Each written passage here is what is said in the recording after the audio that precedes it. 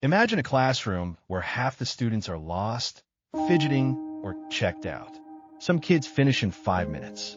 Others stare at blank pages for 20. The lesson moves forward anyway. Traditional education assumes one learning style fits all. But neurodivergent students, ADHD, autism, dyslexia, struggle in rigid systems designed for neurotypical brains. The system calls this a deficit. It isn't. This isn't a new problem. Welcome to Earth-Sight Education, where we uncover forgotten solutions to modern crises. Today, a 19th century Italian doctor discovered what neuroscience now confirms. Her method transformed how diverse brains learn. The question isn't whether it works. It's why we abandoned it. Rome, 1907. Maria Montessori walked into a tenement building in the San Lorenzo slums. 60 children deemed unteachable by the state. She observed instead of lectured. Children learned through movement, choice, and hands-on materials. Within months, they were reading, writing, and solving math problems. The core insight: brains don't all process information the same way. Montessori built her method on 3 principles that neuroscience would later validate. First, multisensory learning. Traditional classrooms rely on auditory lectures and visual reading. For neurodivergent brains, this often fails.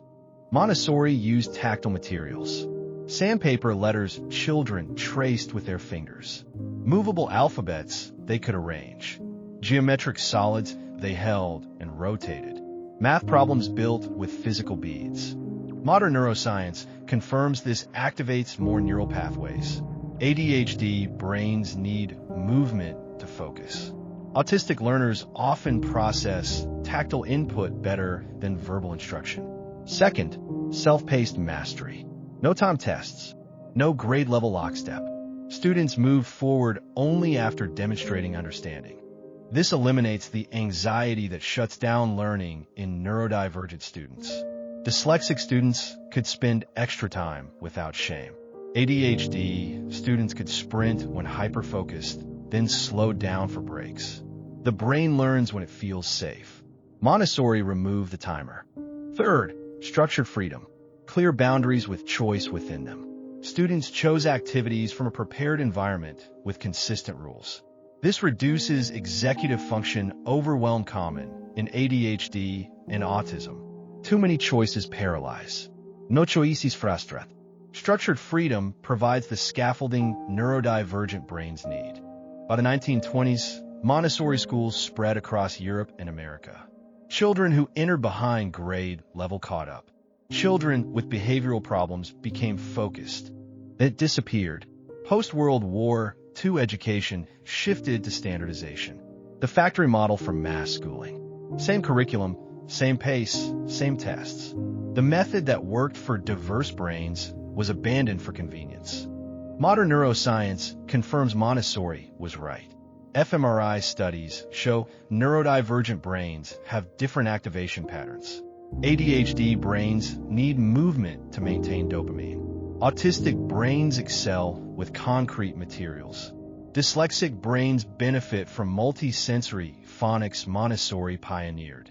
Executive function differences require scaffold choice, the middle ground she designed. Today, special education incorporates these principles without crediting the source. IEPs prescribe movement breaks, hands-on learning, self-pacing. We're rediscovering what she proved in 1907. Montessori didn't solve diverse learning by accident. She observed how different brains actually work. Her method succeeded because it didn't force conformity. Today's classrooms are rediscovering what she proved over a century ago. The lesson: effective teaching isn't about one-size-fits-all innovation.